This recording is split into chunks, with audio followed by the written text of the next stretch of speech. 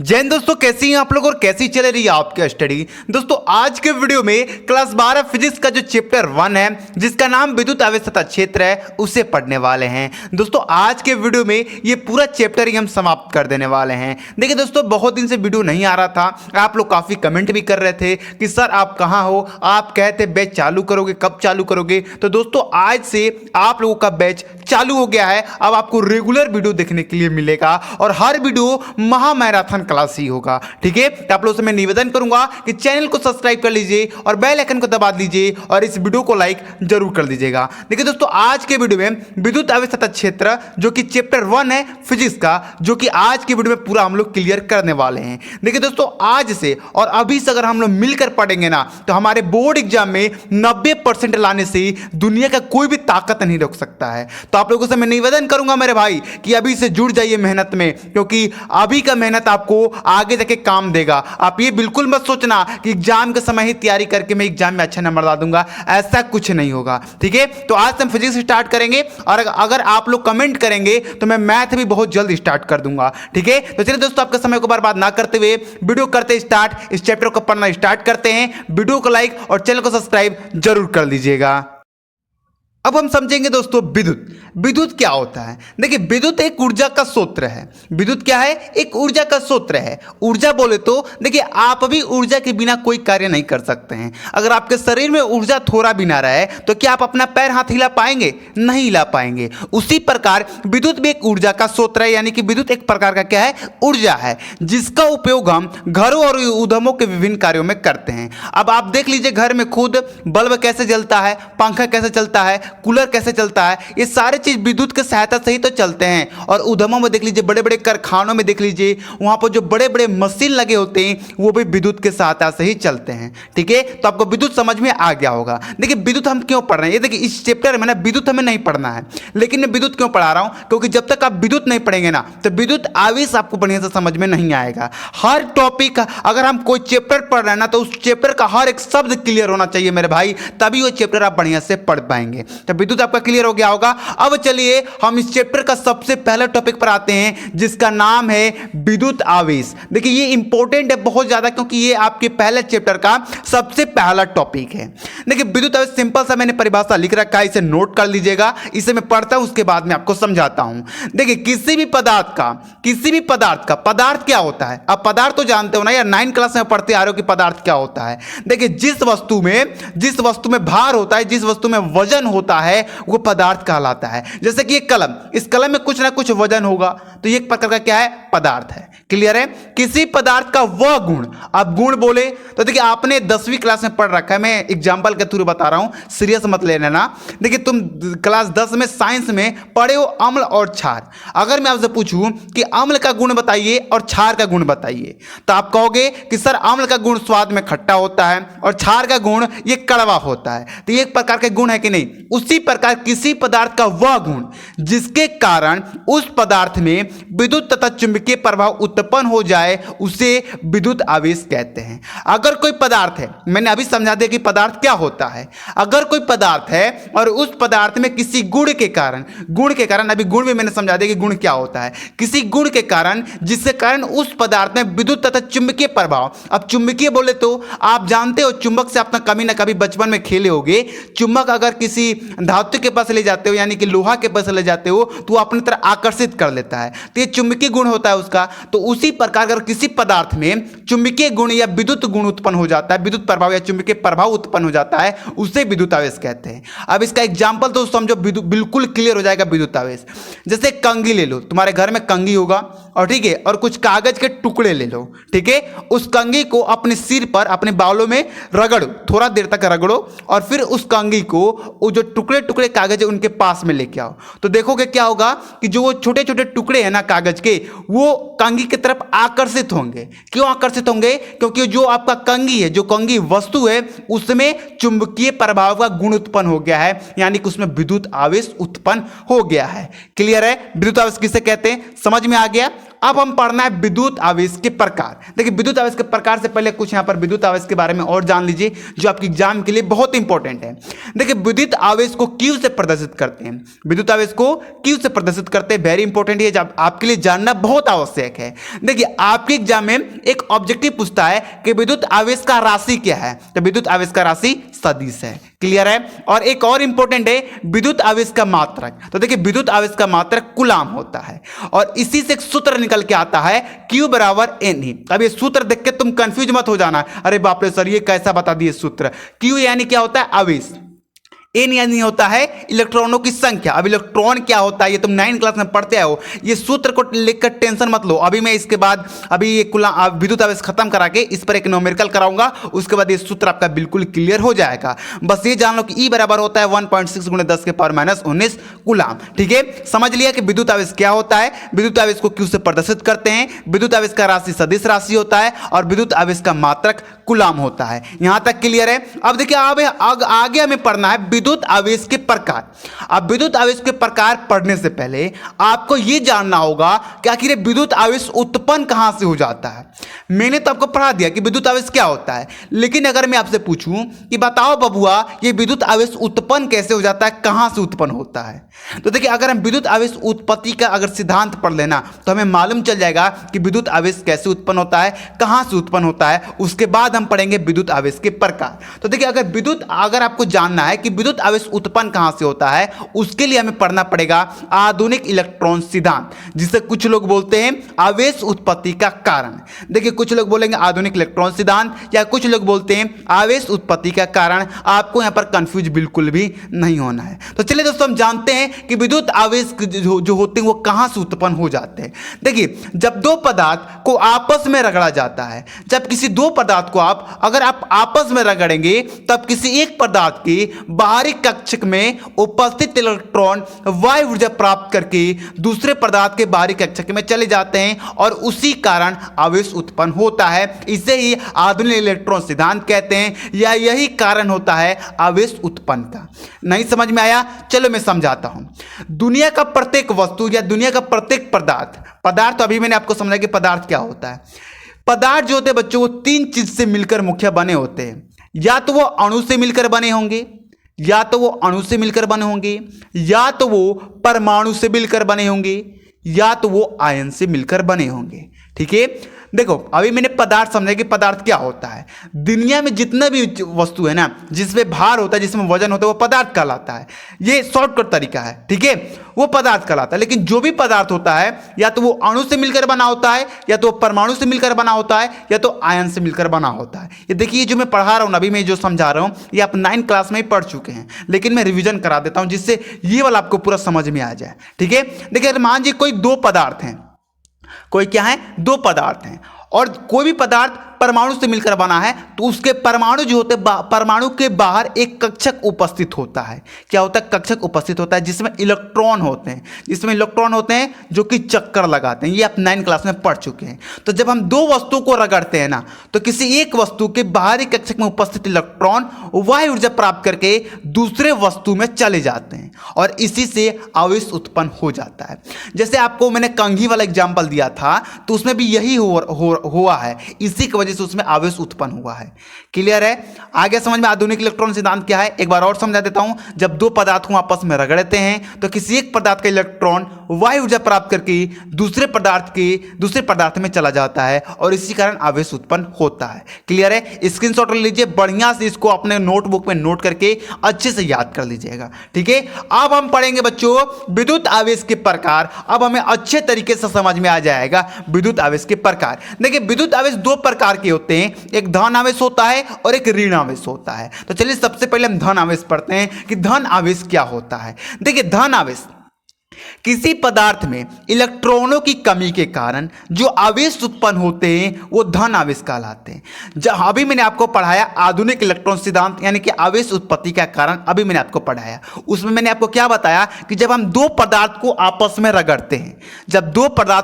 रगड़ते हैं, तो किसी एक पदार्थ के इलेक्ट्रॉन दूसरे पदार्थ में चले जाते हैं। अब मान जाओ कि इस पदार्थ में 3 इलेक्ट्रॉन थे, कितने थे? एग्जाम्पल के थ्रू 3 इलेक्ट्रॉन थे। अब इन दोनों को जब हमने रगड़ा तो इसका 1 इलेक्ट्रॉन इसमें चला गया, तो इसमें कितने इलेक्ट्रॉन बचे? इसमें 2 इलेक्ट्रॉन बचे, क्योंकि इसमें से 1 इलेक्ट्रॉन इसमें चला गया, तो इसमें 2 इलेक्ट्रॉन बचे और इसी कारण फिर इसमें आवेश उत्पन्न हो जाएगा, इसे हम धन आवेश कहते हैं। साफ साफ कह रहा है इलेक्ट्रॉनों की कमी हो तो देखिए अगर इसमें से 1 इलेक्ट्रॉन इसमें चला जाएगा तो इसमें इलेक्ट्रॉन की कमी होगा और इसी कारण इसमें आवेश उत्पन्न हो जाएगा, उसे धन आवेश कहते हैं। ठीक है, देखिए आवेश उत्पन्न होने का 2 कारण होता है, या तो इलेक्ट्रॉन की अधिकता होगी यानी कि इलेक्ट्रॉन कहीं से आ जाएगा, या इलेक्ट्रॉन की कमी होगी यानी कि इलेक्ट्रॉन कहीं चला जाएगा। क्लियर है? अब हम पढ़ेंगे विद्युत आवेश का दूसरा प्रकार जिसे बोलते हैं ऋण आवेश। जिसे क्या बोलते हैं? ऋण आवेश बोलते हैं। देखिए किसी पदार्थ में इलेक्ट्रॉनों की अधिकता के कारण जो आवेश उत्पन्न होता है वह ऋण आवेश कहलाता है। अभी मैंने बताया कि जब हम 2 पदार्थ को आपस में रगड़ते हैं तो मान लीजिए कि इस पदार्थ में आपके 5 इलेक्ट्रॉन हैं और इस पदार्थ में आपके 3 इलेक्ट्रॉन हैं। ठीक है, इसमें कितने? 3 इलेक्ट्रॉन हैं और इन दोनों को जब हमने रगड़ा तो इसका 2 इलेक्ट्रॉन इसमें चला गया, तो इसमें तो भाई 3 इलेक्ट्रॉन नहीं बचे लेकिन इसमें 5 इलेक्ट्रॉन हो गए क्योंकि इसका 2 इलेक्ट्रॉन इसमें भी आ गया। ठीक है, तो इसमें क्या होगा? इलेक्ट्रॉन की अधिकता होगी, इलेक्ट्रॉन इसमें बढ़ेगा और इसी कारण इसमें आवेश उत्पन्न हो जाएगा जिसे हम ऋण आवेश कहते हैं। क्लियर है? एक बार और समझा दूं, इसमें से इलेक्ट्रॉन गया तो इसमें धन आवेश आ जाएगा क्योंकि इलेक्ट्रॉन की कमी होगी, इसमें इलेक्ट्रॉन आया तो इसमें अधिकता होगी, इसके वजह से इसे ऋण आवेश उत्पन्न हो जाएगा। ठीक है, देखिए धन आवेश को हम प्लस क्यू से प्रदर्शित करते हैं और ऋण आवेश को हम लोग माइनस क्यू से प्रदर्शित करते हैं। नोटबुक में नोट करके अच्छे से आप लोग लिख लीजिएगा। यहां तक क्लियर है मेरे प्यारे बच्चों? यहां तक क्लियर है? चलिए अब हमारा जो नेक्स्ट टॉपिक उसे पढ़ते हैं, बढ़िया से पढ़ेंगे, कान में हेडफोन लगा लीजिएगा और वीडियो को पूरा एंड तक बने रहेगा क्योंकि मात्र इसी वीडियो में पूरा चैप्टर हम समाप्त करेंगे। काफी आसान भाषा में आपको मैं बता रहा हूं, अगर आपने ये चैप्टर पहले कहीं पढ़ा है तो आप उसका कंपेयर इस वीडियो के से कर सकते हैं, आपको खुद फर्क दिख जाएगा। ठीक है, देखिए वीडियो बनाने में मेहनत लगता है तो वीडियो को लाइक और चैनल को सब्सक्राइब जरूर कर दीजिएगा। तो चलिए दोस्तों, जो हमारे नेक्स्ट टॉपिक है उन्हें भी पढ़ते हैं और उन्हें भी हम लोग समझ लेते हैं। अब हमारा नेक्स्ट टॉपिक है आवेश का संरक्षण नियम। देखिए काफी इंपॉर्टेंट नियम है, ये आपको पढ़ना बहुत आवश्यक है लेकिन काफी ज्यादा इजी है, हलवा है मेरे भाई, बस एक बार पढ़ो समझ में आ जाएगा। आवेश को ना तो उत्पन्न कर सकते हैं, क्लियर है, और ना ही नष्ट किया जा सकता है, बस इसे एक वस्तु से दूसरे वस्तु में स्थानांतरित किया जा सकता है, इसे आवेश का संरक्षण नियम कहते हैं। क्लियर है? अब मैं आपको समझाता हूं, ध्यान से समझना। आवेश को, जो आवेश अभी मैंने आपको समझाया कि विद्युत आवेश क्या होता है, अभी पढ़ाया ना मैंने, तो वो जो आवेश होता है जो मैंने आपको पढ़ाया, उस आवेश को ना तो आप उत्पन्न कर सकते हैं और ना ही उसका नष्ट कर सकते हैं, बल्कि आप क्या कर सकते हैं, बस उस आवेश के साथ, देखिए अगर मान लीजिए कोई आपके पास कोई वस्तु है, इसमें आवेशित है, ये वस्तु आवेशित है यानी कि इस वस्तु में आवेश है, और कोई दूसरा वस्तु लाके आप इसमें से इसको आवेश दे सकते हैं। बस यही आप काम कर सकते हैं, एक वस्तु से दूसरे वस्तु में आवेश स्थानांतरित कर सकते हैं, ना ही तो आप आवेश को उत्पन्न कर सकते हैं और ना ही आवेश को आप नष्ट कर सकते हैं, इसे आवेश का संरक्षण नियम कहते हैं। क्लियर है? यहां तक क्लियर है टॉपिक? अब हम पढ़ेंगे कूलाम का नियम, जो कि चैप्टर का जान है। अगर कूलाम का नियम ना होता ना मेरे भाई तो चैप्टर में कुछ होता है नहीं। देखिए कूलाम के नियम बहुत इंपॉर्टेंट है, अगर आपने कूलाम का नियम नहीं पढ़ा तो समझ लीजिए ना कि आपने कुछ भी नहीं पढ़ा है फिजिक्स में। तो कूलाम का नियम अब मैं पढ़ाने चल रहा हूं, तो ध्यान से पढ़ना कूलाम का नियम, क्योंकि कूलाम के नियम पर 100% लिख लो, कूलाम का नियम आपके एग्जाम में आएगा या इससे रिलेटेड क्वेश्चन आएगा। ठीक है, तो चलिए कूलाम का नियम पढ़ते हैं, बढ़िया से समझना मेरे भाई, क्योंकि सबसे ज्यादा इंपॉर्टेंट जो टॉपिक हो इस चैप्टर में वो कूलाम का नियम ही है। ठीक है, चलिए अब हम पढ़ते हैं कूलाम का नियम। कूलाम का नियम बहुत ज्यादा इंपॉर्टेंट है आपके बोर्ड एग्जाम की दृष्टि से, बार बार बता रहा हूं, इसलिए आप लोग ध्यान से पढ़ना। एक बार में समझ में ना आए तो वीडियो को पीछे करके पुनः इसको देख लेना। ठीक है, चलिए हम पढ़ते हैं कूलाम का नियम। देखिए दो बिंदु आवेश के बीच लगने वाला आकर्षण तथा प्रतिकर्षण बल, यह आकर्षण और प्रतिकर्षण क्या है, तो यह आकर्षण और प्रतिकर्षण एक प्रकार का बल है। जैसे गुरुत्वाकर्षण बल होता है उसी प्रकार ये आकर्षण और प्रतिकर्षण बल होता है। अब आकर्षण बल कहां लगता है, प्रतिकर्षण बल कहां लगता है, मैं अभी क्लियर कर दूंगा, पहले मैं पूरा पढ़ दूं। देखिए उन दो बिंदुओं के परिणामों के गुणनफल के अनुकोणपाती तथा इनके बीच के दूरी के व्युत्क्रम व्युत्क्रमणपाती होता है। ठीक है, तो चलिए हम आकर्षण समझते हैं। आकर्षण कहाँ लगता है और प्रतिकर्षण बल कहाँ लगता है। अभी मैंने आपको आवेश पढ़ाया और आवेश में उनके प्रकार ही पढ़ाया कि एक धन आवेश होता है और एक क्या होता है, माइनस क्यू होता है, यानी कि ऋण आवेश होता है। तो देखिए एक पेज ले लेता हूं, उसके बाद में आपको समझाता हूं। धन आवेश बोले तो प्लस क्यू, ऋण आवेश बोले तो माइनस क्यू। मान लीजिए कि मैंने आपसे कहा कि तुम प्लस क्यू लेके आओ और मैंने माइनस क्यू लेके आया, तो जब आप ये प्लस क्यू और माइनस क्यू को जब पास में ले आओगे ना, तो ये एक दूसरे को आकर्षित करेंगे, एक दूसरे में चपकाने की कोशिश करेंगे। किसके कारण? आकर्षण बल के कारण। यानी कि अगर दो आवेश हैं जो विपरीत आवेश है, यानी कि एक धन आवेश है और एक ऋण आवेश है, तो ये एक दूसरे को आकर्षित करेंगे। या अगर कोई प्लस क्यू के पास अगर कोई प्लस क्यू ला देते हैं, तो ये दोनों एक दूसरे को प्रतिकर्षण करेंगे, प्रतिकर्षित करेंगे, यानी एक दूसरे से दूर भागेंगे। चाहे आप माइनस क्यू ला दो, चाहे आप प्लस क्यू ला दो। आकर्षण और प्रतिकर्षण बल क्लियर हो गया। ठीक है, आगे क्या इसमें कंफ्यूजिंग है? अब कोई भी कंफ्यूजिंग यहाँ पर कोई कठिन शब्द नहीं है। अभी मैं आप सबको समझाता हूं कि कूलाम का नियम क्या है। ये आपने पढ़ लिया, अब इस पर आपको ध्यान नहीं देना है, अब आपको सत्यापन पर ध्यान देना है। पूरा कूलाम का नियम आपको समझ में आ जाएगा। देखिए माना दो बिंदु Q1 व Q2 है, बोला ना दो बिंदु, तो हमने मान लिया कि दो बिंदु Q1 और Q2 हैं तथा उनके बीच लगने वाला आकर्षण तथा प्रतिकर्षण बल, और यहां पर लिख लीजिएगा, थोड़ा सा हमने नहीं लिखा है, लिख लीजिएगा कि माना दो बिंदु Q1 और Q2 है तथा लगने वाला आकर्षण तथा प्रतिकर्षण बल F है। क्या है? F है। ठीक है, लिख लीजिएगा। ठीक है, उनके बीच की दूरी R है, तब लगने वाला बल। देखिए हमने एक बिंदु Q1 माना, एक बिंदु Q2 माना, और इनकी बीच की दूरी हमने क्या मान ली? R मान ली। इतना अगर समझ गए ना मेरे भाई, तो तुम समझोगे कूलाम का नियम समझ गए। क्या है? दो बिंदु हैं, इनकी बीच की दूरी R है और इनके बीच लगने वाला बल F है। क्लियर है? चलिए अब आगे समझना, ध्यान से समझना, अभी तो खेल स्टार्ट होगा। देखो अब ये कूलाम का नियम कहता है ना कि जो आकर्षण और प्रतिकर्षण बल होता है, यानी कि जो F होता है वो अनुकर्णपाती होता है, वो दो बिंदुओं के परिणामों के गुणनफल के। यानी कि जो F होता है ये अनुकर्णपाती का सिंबल है, अनुकर्णपाती होता है दोनों बिंदु के गुणनफल के, यानी Q1 इंटू Q2 के। क्लियर है? इसे समीकरण 1 मान लीजिएगा। क्लियर है? अब आगे देखिए, अब आगे कहता है कि तथा इनके बीच की दूरी हमने क्या माना है? R माना है। इनके बीच की दूरी के व्युत्क्रमणपाती होता है। अब व्युत्क्रमणपाती देखिए, अनुकर्णपाती का ही सिंबल लगेगा, लेकिन व्युत्क्रमणपाती को दिखाने के लिए हम बट्टे में लिख देते हैं और नीचे वाले को स्क्वायर कर देते हैं। तो देखिए जो आपका बल है, जो F है, वो व्युत्क्रमणपाती है उनके बीच की दूरी के, यानी कि 1/r² हो जाएगा। बटे में क्यों लिखा है? ऊपर 1 क्यों लगाया है, यहाँ पर स्क्वायर क्यों लगाया है? क्योंकि व्युत्क्रमणपाती में लिखना था, इसलिए मैंने ये किया है। ठीक है, अगर अनुकर्णपाती रहता तो क्या हो जाता? ऐसे सिंपल सा ऐसे रहता। क्लियर है? लेकिन व्युत्क्रमणपाती है इसलिए इसे लिखा गया है। और इसे समीकरण 1 और इसे समीकरण आप लोग 2 मान लीजिएगा। क्लियर है? दो बिंदु आवेश है, Q1 और Q2 है, उनके बीच की दूरी R है और इनके बीच लगने वाला बल F है। यहाँ पर F लिख लीजिएगा, याद रहेगा F है। और जो बल है, ये जो F है, ये दोनों बिंदुओं के गुणनफल के अनुकर्णपाती है, यानी कि F अनुकर्णपाती Q1 इंटू Q2। ठीक है, और ये जो बल है ये दूरी के क्या है? व्युत्क्रमणपाती है, यानी कि F व्युत्क्रमणपाती 1/r²। समीकरण 2 है। क्लियर है यहां तक? अब आगे लिखेंगे समीकरण 1 व समीकरण 2 से गुणा करने पर। अब ये समीकरण 1 और समीकरण 2 में क्या कर देंगे? आपस में ही गुणा कर देंगे। तो जब आप गुणा करेंगे तो देखिए F से जब F में गुणा करेंगे तो F ही होगा। अब Q1 इंटू Q2, अब यहाँ पर समझ लीजिए, समझना बहुत जरूरी है। थोड़ा थोड़ा अगर आपको क्लियर रहेगा ना तो आपको कंफ्यूजिंग होने में दिक्कत नहीं होगा।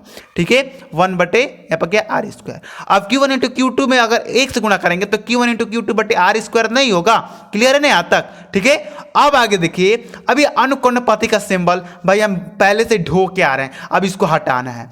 अगर इसको हटा के अगर आप बराबर का सिंबल देंगे, इसको हटाएंगे, तो इसको हटाने की जगह पर आपको 1/4πε0 लिखना होगा, यानी कि F बराबर 1/4πε0। ये 1/4πε0 कहां से आया? क्योंकि हमने ये अनुकर्णपाती का सिंबल हटाया है, और जब भी अनुकर्णपाती का सिंबल हटता है तो ये वाला जरूर आता है, यानी कि 1/4πε0 लिखना पड़ता है। यानी कि अनुकर्णपाती बराबर होता है 1/4πε0, और इसके बराबर होता है 9 गुणे 10 के पावर 9। ठीक है, याद रखिएगा ये।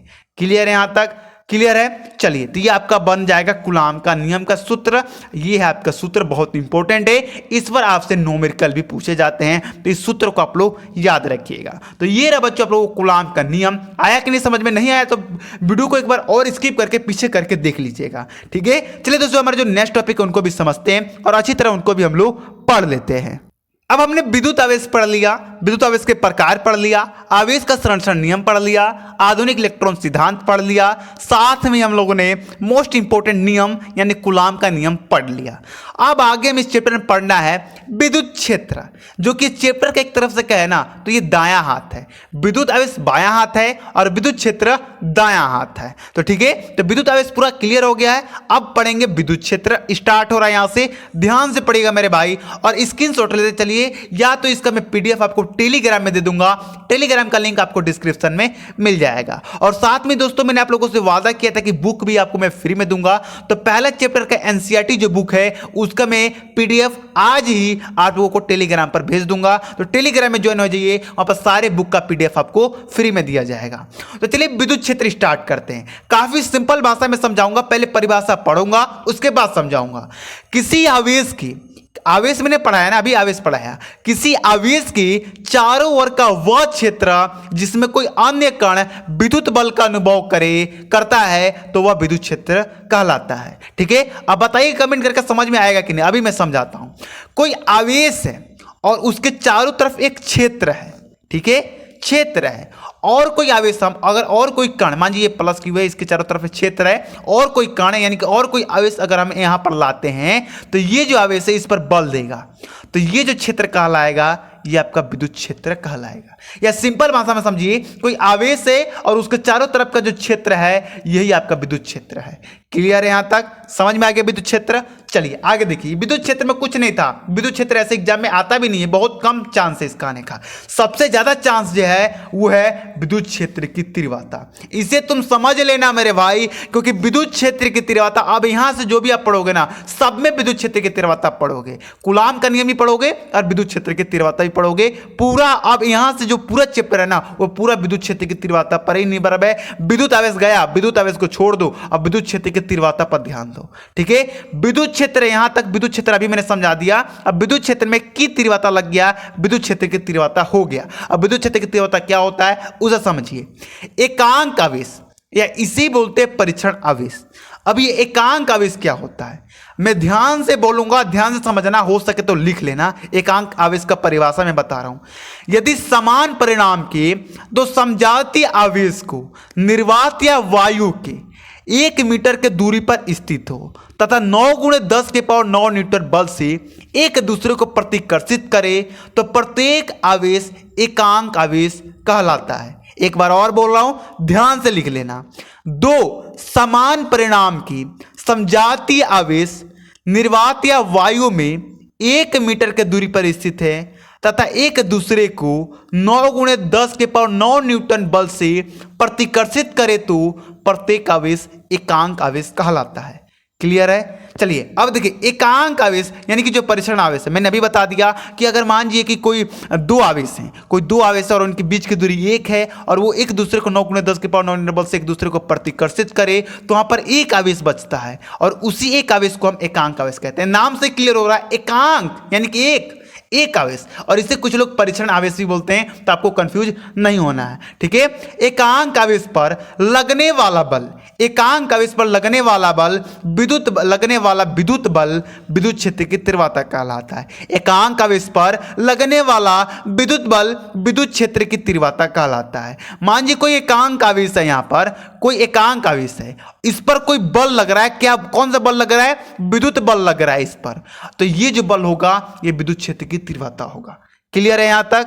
आगे बढ़ें, इसे ई से सूचित किया जाता है या इसे ई से प्रदर्शित किया जाता है। ठीक है, सूत्र निकल के आता है इसका, E = Q/F। यहां पर Q क्या है, अभी मैंने बताया एकांक आवेश है, F क्या है, बल है। ठीक है, देखिए विद्युत क्षेत्र का राशि क्या हो जाएगा, ऑब्जेक्टिव पूछता है विद्युत क्षेत्र की तीव्रता का राशि क्या है, तो आप कहिएगा सदिश है।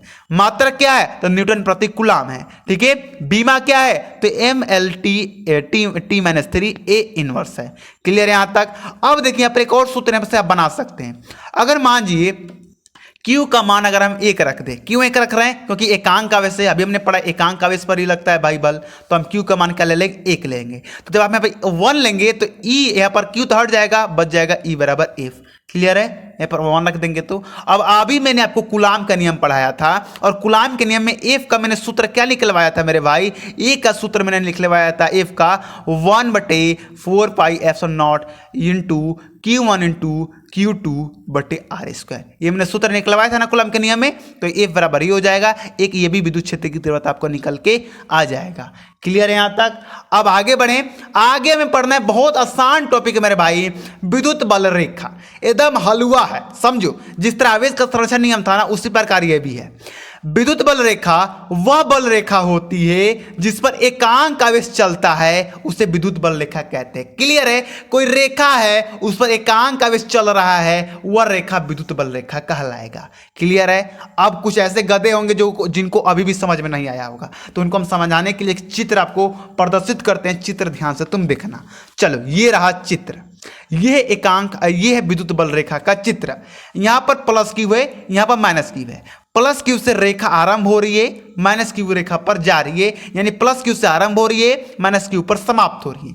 ये जो देख रहे हैं ये आपका है रेखा है, इस पर ही एकांक आवेश चलते हैं, स्वतंत्र चलते हैं, वो किधर भी जा सकते हैं, किधर भी आ सकते हैं, कोई बात नहीं है, इसे विद्युत बल रेखा कहते हैं। क्लियर है? अब अगर एग्जाम में आ जाए कि विद्युत बल रेखा किससे कहते हैं, तो ये लिख दोगे 2-3 लाइन, इतना चित्र बना दोगे, तो पूरा पूरा नंबर मिलेगा क्या? नहीं मिलेगा। तो उसको पूरा में पूरा नंबर लेने के लिए विद्युत बल के गुण लिखने हैं। अब ये बहुत ईजी है, देखो, दो बल रेखा एक दूसरे को कभी नहीं काटती हैं। यहां पर देखो, बल रेखा कोई एक दूसरे को काट रही है क्या? नहीं काट रही हैं, तो विद्युत बल रेखा एक दूसरे को कभी भी नहीं काटती हैं, ये विद्युत बल का गुण हो जाएगा। दूसरा है, बल रेखा पर एकांक आवेश चलता है। अभी मैंने समझाया कि विद्युत बल रेखा पर एकांक आवेश चलता है। क्लियर है? बल रेखा धन आवेश से प्रारंभ तथा ऋण आवेश पर समाप्त होती है। देखो यहां पर प्लस क्यू से चलना स्टार्ट कर रही है और माइनस क्यू पर समाप्त हो जा रही है, ये भी एक प्रकार का गुण हो गया। विद्युत बल रेखा सिकुड़ने का प्रत्ययन करती है, यानी एक दूसरे से चपकने की कोशिश करेंगे या सिकुड़ने की कोशिश करती है, सिकुड़ने की कोशिश करती है, ये आपका गुण हो जाएगा। हो गया आपका विद्युत बल रेखा खत्म। अब हमारा नेक्स्ट टॉपिक है विद्युत बल तथा गुरुत्वाकर्षण बल में तुलना। विद्युत बल और गुरुत्वाकर्षण बल में तुलना, ध्यान से समझना। पहला है गुरुत्वाकर्षण बल, आकर्षण बल होता है। जब मैंने कूलाम का नियम पढ़ा रहा था तभी मैंने आपको समझा दिया है कि आकर्षण बल क्या होता है और प्रतिकर्षण बल क्या होता है। तो जो गुरुत्वाकर्षण बल होता है वो सिर्फ आकर्षण बल होता है, लेकिन विद्युत बल क्या होता है भाई? वो आकर्षण और प्रतिकर्षण बल दोनों होता है। हमें तुलना करना है, तुलना करने का मतलब दोनों का अंतर बताना है। अंतर क्या है? तो गुरुत्वाकर्षण बल सिर्फ आकर्षण बल होता है और विद्युत बल आकर्षण व प्रतिकर्षण बल दोनों होता है। अब तीसरा लिख लीजिएगा कि विद्युत बल सदैव गुरुत्वाकर्षण बल से अधिक होता है। ठीक है? जो विद्युत बल होता है वो हमेशा गुरुत्वाकर्षण बल से अधिक होता है। ठीक है? चौथा लिख लीजिएगा, गुरुत्वाकर्षण बल दो कणों के माध्यम पर निर्भर नहीं करता है, लेकिन जो विद्युत बल होता है वो दो कणों के माध्यम पर निर्भर करता है। क्लियर दोस्तों? अब आपको समझ में आ गया होगा कि विद्युत बल तथा गुरुत्वाकर्षण बल में तुलना क्या है। अब आगे हम पढ़ेंगे बच्चों सबसे इंपॉर्टेंट टॉपिक जिसका नाम है विद्युत दीर्घ। ये कहो ना, ये बहुत इंपॉर्टेंट है क्योंकि इसी पर आपको डेरिवेशन भी बनाना है। अब आपको सर डेरिवेशन क्या होता है? देखिए, जो बच्चे 11वीं में पढ़े उनको थोड़ा बहुत डेरिवेशन के बारे में मालूम होगा, लेकिन जो नए नया है, जो 11वीं में कुछ नहीं पढ़े होंगे, वो शॉर्ट कर गए होंगे। ये सर डेरिवेशन क्या होता है? 10वीं आपने सूत्र निगमन के बारे में पढ़ा है क्या? सूत्र निगमन करना, किसी के पास सूत्र को सिद्ध करना समझते हो ना? कोई सूत्र, जैसे मान लीजिए कि कूलाम का नियम का भी सूत्र मैंने लिख के दिखाया, उसको सिद्ध करने के लिए आ गया, एक प्रकार का डेरिवेशन है। अभी इस पर विचार नहीं करते, लास्ट में विचार करेंगे डेरिवेशन पर। अभी हम समझते हैं विद्युत दीर्घ क्या है। देखिए, अल्प दूरी पर, अल्प मतलब क्या होता है? अल्प दूरी, अपने से दूरी कोई ले लो, अल्प दूरी पर स्थित दो समान परिणाम के यानी कि बराबर के विजातीय आवेश। अब ये देखिए, यहां पर समझिए, एक समजातीय आवेश होता है, समजातीय आवेश, एक समजातीय आवेश होता है और एक विजातीय आवेश होता है। ध्यान से समझना मेरे भाई, विजातीय आवेश होता है। समजातीय आवेश अगर मान जाओ कि कोई प्लस क्यू है तो वो क्या है? समझाती आवेश है। कोई माइनस क्यू है तो वो क्या है, समझाती आवेश है। लेकिन अगर कोई प्लस क्यू है और उसके सामने कोई माइनस क्यू है यानी कि विपरीत है तो विजातीय आवेश कहेंगे, या कोई माइनस क्यू है और कोई प्लस क्यू है उसके साथ में तो ये भी आपके विजातीय कहेंगे, और दोनों सेम सेम है तो समझातीय कहलाएंगे, और दोनों विपरीत है तो विजातीय कहलाएंगे। क्लियर है? तो अल्प दूरी पर स्थित दो समान परिणाम के विजातीय आवेश के निकाय को विद्युत दीर्घों कहते हैं। ठीक है, अब देख लो विजातीय आवेश बोल रहा है यानी कि अलग अलग आवेश लेंगे हम। एक हमने माइनस क्यू ले लिया, एक हमने प्लस क्यू ले लिया। अल्प दूरी बोल रहा है इसके बीच की दूरी हमने 2a मान लिया। अब आप कुछ भी मान सकते हैं, 2l 2b 2c कुछ भी मान सकते हो। अल्प दूरी है तो हमने इसका 2a दूरी मान लिया। अब इसी चित्र को आप विद्युत दीर्घों कह लो, कोई गलत नहीं है। ठीक है, यही चित्र आपका क्या है, विद्युत दीर्घ है। यानी कि कोई दो विजातीय आवेश हैं और उनके बीच की अल्प दूरी है और इसी निकाय को हम विद्युत दीर्घों कहते हैं। क्लियर है? अब हम आगे पढ़ेंगे विद्युत दीर्घों आगुण, सॉरी विद्युत दीर्घों आगुण। देखिए बोलने में कोई दिक्कत हो जाता है तो हमें क्षमा कीजिएगा, हाँ जोड़ से आपसे माफी मांगते हैं। देखिए वीडियो इतना लंबा वीडियो है, बार बार बोलने से कंठ सूख जाता है मेरे भाई, और इससे कुछ गलत शब्द निकल जाते हैं तो उसके लिए मुझे क्षमा कीजिएगा। ठीक है, विद्युत दीर्घ और आगुण समझते हैं। विद्युत दीर्घ समझा दिया, अब इसी में आगुण आ गया। अब ये थोड़ा लंबा हो गया, विद्युत दीर्घ आगुण। अब यहां पर कोई लंबा नहीं है, बहुत इजी है। देखो दो आवेश में से कोई दो आवेश है, ध्यान से समझना, कोई दो आवेश है, दो आवेश में से किसी एक आवेश, कोई दो आवेश है लेकिन उसमें से कोई एक ही आवेश में ले रहा हूं तथा उन दोनों आवेशों के बीच की दूरी के गुणनफल के विद्युत दीर्घ आगुण कहते हैं। ठीक है, क्या कह रहा है कि दो आवेश है उसमें से कोई एक ही आवेश लीजिए मेरे भाई, चलिए हम कोई एक ही आवेश ले लेते हैं। अब उनके बीच की दूरी का गुणनफल ले लीजिए, मान लीजिए उनके बीच की दूरी a है तो उनका गुणनफल क्या हो जाएगा, 2a हो जाएगा। तो आप देखिए विद्युत दीर्घ आगुण को हम P से प्रदर्शित करते हैं, P से सूचित करते हैं, तो P बराबर क्या हो जाएगा, Q, क्योंकि दो आवेश में से कोई एक ही आवेश लेना है और गुणे में जो इनकी बीच की दूरी है, हमने माना बीच की दूरी a है तो उसका गुणनफल में लेना है तो 2 है। तो आपका विद्युत दीर्घ आगुण का फॉर्मूला निकल के आ जाएगा P बराबर Q गुणे 2 है। विद्युत दीर्घ आगुण का राशि क्या होता है, तो सदिश होता है। ये याद कर लीजिएगा क्योंकि ऑब्जेक्टिव में आता है, पूछ देगा विद्युत दीर्घ आगुण का राशि क्या है तो आप बताएंगे सदिश है। इसका मात्रक क्या है तो कूलाम प्रति मीटर स्क्वायर है। ठीक है, अब पूछ देगा वीमा क्या है तो वीमा है m0LTA। क्लियर है? तो विद्युत दीर्घ आगुणों में आशा करता हूं कि ये भी आपको समझ में आ गया होगा। दोस्तों अगर आपको समझ में आ रहा है, पढ़ने में मजा आ रहा है तो वीडियो को लाइक कर दीजिएगा और अपने दोस्तों के पास इस चैनल को शेयर जरूर कीजिएगा मेरे भाई। जब तक आप दूसरे के भला नहीं सोचेंगे ना तब तक आपका भला भी नहीं होगा। ठीक है, तो चलिए दोस्तों हम नेक्स्ट जो टॉपिक है, जो इंपॉर्टेंट टॉपिक है उसे पढ़ते हैं और अच्छी तरह उनको भी हम लोग समझ लेते हैं। अब दोस्तों हम पढ़ेंगे विद्युत फलकस, जो कि इस चैप्टर का सबसे इंपॉर्टेंट टॉपिक है। देखिए आप किसी भी साल का पेपर उठा के देख लीजिएगा, उसमें विद्युत फलकस जरूर पूछा गया है, तो इसे आप लोग ध्यानपूर्वक समझने की कोशिश कीजिएगा। देखिए नाम थोड़ा हार्ड लगेगा आपको क्योंकि नए नए आए हो ना, तो विद्युत फलकस आपको थोड़ा नाम हार्ड लगेगा, लेकिन अभी मैं समझा दूंगा ना तो कहोगे सर इस चैप्टर का सबसे आसान टॉपिक तो यही है। ठीक है, समझाने का तरीका होना चाहिए बस। देखिए पहले मैं पढ़ूंगा उसके बाद समझाऊंगा। विद्युत क्षेत्र में स्थित किसी पृष्ठ से गुजरने वाला कुल विद्युत बल रेखा के माप को विद्युत फलकस कहते हैं। ठीक है, इसे फाई से प्रदर्शित करते हैं। अब समझाने की बारी है और अब आपको समझने की बारी है। देखिए विद्युत क्षेत्र, मैंने विद्युत क्षेत्र पहले ही पढ़ा दिया है। विद्युत क्षेत्र क्या होता है, आवेश के चारों ओर का क्षेत्र विद्युत क्षेत्र कहलाता है। सिंपल सी बात है। ठीक है, तो विद्युत क्षेत्र में स्थित किसी पृष्ठ से गुजरने वाला कुल विद्युत बल रेखा के माप को विद्युत फलकस कहते हैं। नहीं समझ में आया? अब मैं आपको समझाता हूं इस डायग्राम के माध्यम से। ये जो रेड रेड देख रहे हो ये विद्युत क्षेत्र है। क्या है? ये विद्युत क्षेत्र है। हमने यहां पर कोई पृष्ठ रख दिया। क्या कर दिया? हमने इसमें कोई पृष्ठ रख दिया। विद्युत क्षेत्र समझ में आया ना, विद्युत क्षेत्र क्या होता है? तो कोई विद्युत क्षेत्र है उसमें मैंने यहां पर कोई पृष्ठ रख दिया। अब पृष्ठ तो कोई पृष्ठ हो सकता है, समतल चादर, आप समझ सकते हो पृष्ठ क्या होता है। ठीक है, हमने यहां पर एक पृष्ठ रख दिया। अब इस पृष्ठ से विद्युत बल रेखा गुजरेंगी। विद्युत क्षेत्र है भाई, विद्युत क्षेत्र में आवेश भी है तो जाहिर सी बात है कि उसमें विद्युत बल भी होगा। तो वो जो विद्युत बल होगा ना वो पृष्ठ से गुजरेंगे। देखो यहाँ पर गुजर रही है ना, ये मैंने दर्शा दिया, ये गुजर रही है। अब ये गिन लो, इन्हीं के माप को हम विद्युत फलकस कहते हैं। क्लियर? सिंपल लॉजिक, शॉर्ट करके हो गया सर इतना आसान। देखो कोई विद्युत क्षेत्र है उसमें कोई पृष्ठ है, उसमें जितनी भी रेखा गुजर रही है उन्हीं के माप को हम विद्युत फलकस कहते हैं। एग्जाम्पल के तौर में समझाता हूं, जैसे मान लो इसमें से चार विद्युत बल रेखा, ऐसे तो ये एग्जाम्पल नहीं है लेकिन मैं समझाने के लिए बता रहा हूं।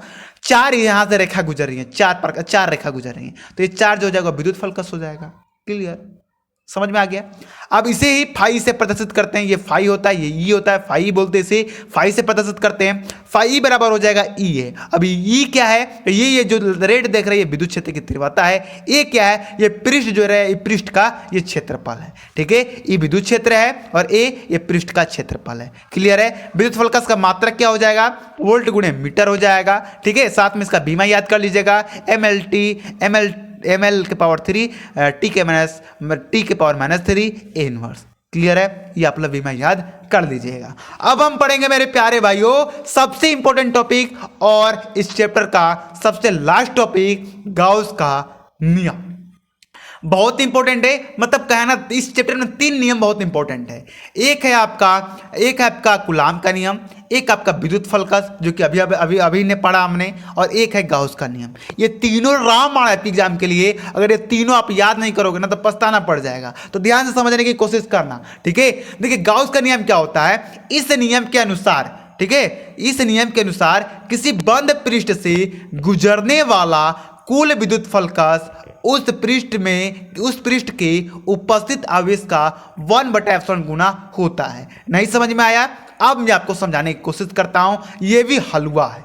किसी बंद पृष्ठ से गुजरने वाला विद्युत फलकस को हम क्या चीज से प्रदर्शित करते हैं, अभी मैंने पढ़ाया था, विद्युत फलकस को हम फाई से प्रदर्शित करते हैं ना, फाई उस पृष्ठ के, फाई है बराबर कर लेते हैं, उस पृष्ठ के उपस्थित आवेश को क्या चीज से प्रदर्शित करते हैं, क्यू से करते हैं। अभी मैंने बताया था का गुणा, आवेश का 1/ε गुना होता है। गुना का सिंबल यहाँ पे दे दीजिए, 1/ε0 यहाँ पर कर दीजिए। ये आपका निकल के आ गया गाउस का नियम, सिंपल भाषा में, ठीक है। किसी बंद पृष्ठ से गुजरने वाला कुल विद्युत फलकस उस पृष्ठ में उपस्थित आवेश का 1/ε गुना होता है। इसे गाउस का नियम कहते हैं। ये सूत्र याद, ये परिभाषा भी याद, ठीक है। अब मैं एक तरफ से चित्र के माध्यम से आपको समझा दूं। अगर कोई बंद पृष्ठ है, देखिए बंद पृष्ठ बोले, जो गाउस का नियम है ना वो किसी बंद पृष्ठ पर ही काम करता है। ध्यान देना, आगे डेरिवेशन में काम आएगा, ठीक है। कोई पृष्ठ है, बंद पृष्ठ है, उसमें से कोई विद्युत फलकस गुजर रही है और इन्हीं विद्युत फलकस और इसी पृष्ठ में कोई आवेश है, तो ये जो विद्युत फलकस है इस आवेश का 1/ε गुना होता है। क्लियर है विद्युत गाउस का नियम? क्लियर है गाउस का नियम? अब आगे बढ़ते हैं बच्चों। अब गाउस का नियम पढ़ लिए, अब आगे इसका पढ़ना है गाउस का अनुप्रयोग। अब गाउस का अनुप्रयोग अगर इसी वीडियो में पढ़ाने लगो ना तो तुम्हारा दिमाग आउट हो जाएगा और जो पढ़े वो भी भूल जाओगे, ठीक है। तो आज की वीडियो में नहीं पढ़ाऊंगा, आप समझ लो कि क्या क्या मैं छोड़ रहा हूं, क्या क्या आपको नेक्स्ट वीडियो में देखने के लिए मिलेगा। अब जो भी मैं छोड़ रहा हूं ना वो सारा चीज डेरिवेशन ही छोड़ रहा हूं। जो आपके थ्योरी है, जो आपके टॉपिक है, वो सारा टॉपिक मैंने क्लियर करा दिया इस वीडियो में। बस आपका जो डेरिवेशन बचे हैं, यानी कि जो सूत्र का निगमन कराने के लिए जो बच्चे हैं, बस वही बच्चे हैं, वो जो मैं अगली वीडियो में क्लियर करा दूंगा, क्योंकि ये बहुत टॉप लगते हैं बच्चों को। इसलिए मैं इस सब का एक वीडियो लेके आऊंगा, एक ही वीडियो में समझाने की कोशिश करूंगा जिसमें आपको अच्छे तरीके से समझ में आएगा, ठीक है। देखिए गाउस का नियम हमने पढ़ लिया, अब ये गाउस का नियम का हमने सूत्र भी निकाल लिया। अब अगर एग्जाम में पूछ दे गाउस का नियम क्या होता है, गाउस का नियम का सूत्र का निगमन कीजिए, यानी कि सूत्र कैसे आया इसको सिद्ध करके बताइए। तो एक प्रकार के डेरिवेशन है गाउस का सूत्र का निगमन, तो ये हम नेक्स्ट वीडियो में देखेंगे, ये कल ही हम देखेंगे, टेंशन मत लीजिए, ठीक है। गाउस का अनुप्रयोग हम पढ़ेंगे। देखिए गाउस का नियम तो पढ़ लिया, अब गाउस का अनुप्रयोग पढ़ना है। गाउस का अनुप्रयोग में ना 5 डेरिवेशन है, 5 सूत्र का निगमन करना है, तो उसको भी हम एक वीडियो में देखेंगे, आराम से देखेंगे। और फिर अच्छी स्थिति में विद्युत क्षेत्र की तीव्रता देखेंगे और निश्चित स्थिति में विद्युत क्षेत्र की तीव्रता देखेंगे। अच्छे क्या होता है, निश्चय क्या होता है, जब इनका वीडियो आएगा तो चारों तरफ से आपका क्लियर हो जाएगा। इसमें एक एक शब्द का मैं अर्थ बताते चलूंगा। स्क्रीनशॉट ले लीजिए, क्योंकि वीडियो आएगा, नोटिफिकेशन आपके पास जाएगा, बढ़िया से देखना और सबको समझते चलना। चैनल से जुड़ जाइए, सारी विषय की तैयारी कराई जाएगी। सबसे पहले सिलेबस का चटाई किया जाएगा, उसके बाद एग्जाम की तैयारी कराई जाएगी। चलिए मिलते हैं आपको अगली वीडियो में, तब तक जाने का मैं इजाजत दीजिए। जय हिंद, जय भारत।